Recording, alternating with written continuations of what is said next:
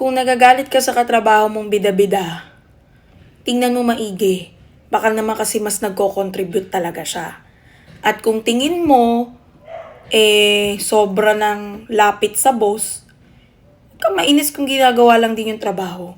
Again, maybe this is a reminder for everyone na yung mga taong ginagawa nila yung best nila para sa trabaho ay pinapalakpakan. Kung tingin mo naman nagbibida-bida siya at hindi nagiging maganda yung resulta, then find ways to report it ng formal. Kasi tatandaan, minsan sa sobrang ini-insist natin sa isip ng tao na hindi magbida-bida, hindi na nag-show up yung iba. Kaya nga masaya ako sa company namin.